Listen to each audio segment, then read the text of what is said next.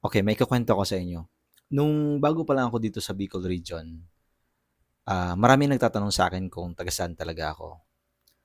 Okay, ako po ay lumaki sa Negros Occidental.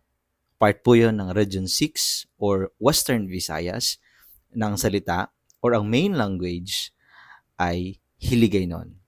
Opo, tama po ang inyong narinig.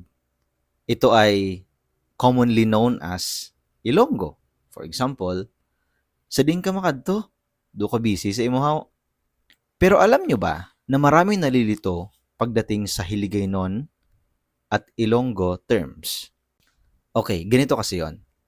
Kapag Ilonggo na double G ay grupo ng mga tao na nakatira sa Western Visayas.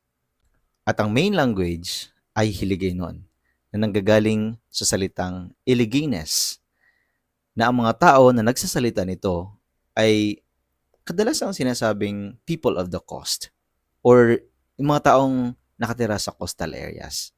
Opo, kami po yung mga taong affectionate, friendly, at happy people.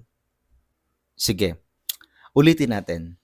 Yung terms na Ilonggo at Hiligaynon ay ganito. Ang Ilonggo ay tumutukoy sa mga ethno-linguistic people, tao. At ang Hiligaynon ay tumutukoy sa main language ng mga Ilonggo with double G. Meron pong mangilan-ngilan na dialect pagdating sa Hiligaynon. Una, ang standard Hiligaynon o yung urban Hiligaynon na tinatawag na Ilonggo na nakatira sa Iloilo. Pangalawa ay yung Bacolodnon Hiligaynon. Ito yung Hiligaynon na may tono, kumbaga. For example, grabe kaginay sa sadya mo na miyesta kami sa Mascara Festival. Damo-damo tao bala.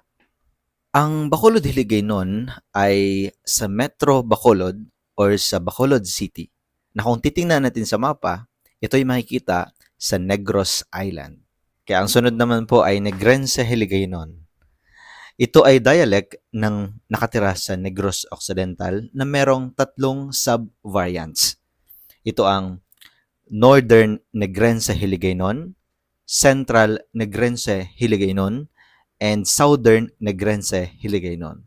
Na ako po ay nakatira sa southern part ng Negros Occidental, kaya ako po ay isang Negrense na ang salita ko po ay Negrense Hiligaynon. Ano pa? Ang Guimaras Hiligaynon na dialect ng taga Guimaras Province. May mga gumagamit din ng salita ng Hiligaynon katulad ng Sibuyan Island, some parts of Mindoro, Masbate, and Mindanao.